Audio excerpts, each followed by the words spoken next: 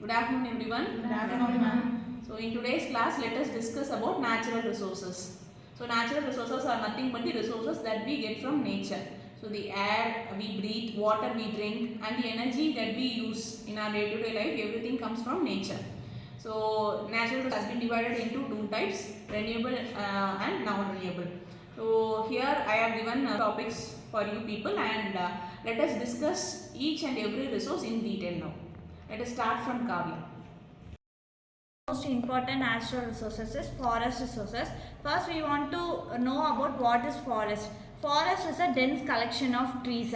There are many types of forest. First is tropical and temperate. It's classified based on its climate. And then evergreen, boreal, deciduous, coniferous. These forests are classified according to its vegetations.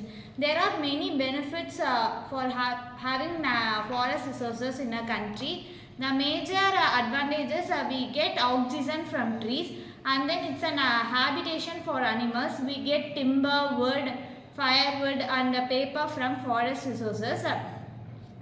Deforestation plays a vital role. Deforestation is cutting down of trees for our own purpose.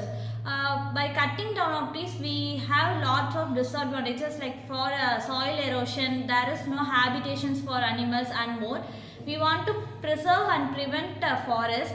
There are schemes to preserve forest. The scheme is Van Mahotsav. It was launched in 1950. It's celebrated from June 1st to June 7th. The major goal is to sample trees in a name of mother. Thank you, ma'am.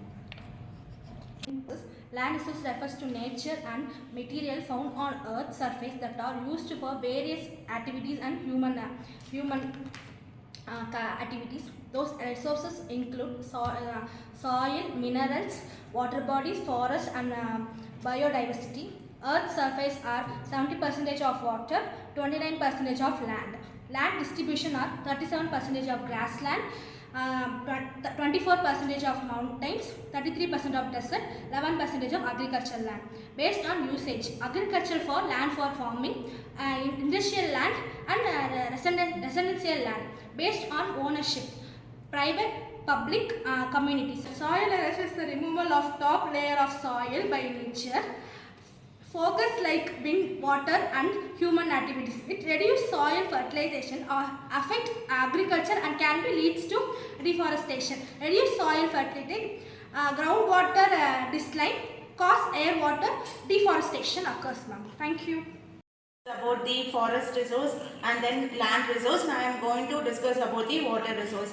As we all know, water plays a major role in our day-to-day life. Without water, no one can't able to survive. For human beings also, without water, we can't able to survive in this world. So water is the most sufficient important for living beings. So and there are many water plays a many major role in our day-to-day lives like farming, agriculture, drinking and for cleaning the vehicles and for fun activities also water is playing a major role. And then water because of water there may be many harmful things like chemicals and many ozone layer will be caused because of water pollutions. So for preventing water pollutions, what we have to do is we have to plant more trees. By planting more trees, we can get rainfall and we can develop the groundwater levels also. And there are types of water resources. There are 4 types of water resources. First one is water. Surface water, it will be like ponds, lakes, rivers, etc. And then groundwater level. Groundwater level, it comes under the bore wells, handy wells, etc. And then rainwater. Rainwater, from the rain we get and preserve the water for our later use. And then the frozen water. Frozen water from the glaciers we can get. And there is a water cycle. Water cycle, it comes on 3 types of water cycles are there. That is, one is the evaporation, condensation and precipitation. It gets heat by the sun, it was evaporated, then it's cooled and it formed as a clouds, and then clouds it gives us the rain. This is the water cycle. And then what is the causes for rainwater resources? We can plant more trees. We should not cut down the trees, because when we are cutting down the trees, we will be lacking with rainfall and will not have proper water. So we have to plant more trees. By planting more trees, we can safeguard the water, and we can groundwater level also will be increased. And then usage of water also. When we are using the water, we should use it in the safely, and we have to save the water. For example, when we are brushing the teeth, we used to open our tap and we would be brushing. So we have to avoid that. So we have to save the water for our later purpose also, and for generations also. If we don't save water from now, in future days we'll be lacking of water. There will be no sufficient amount of waters will be there. And then when water is polluted, will be getting the lack of water also. So we have to save the water.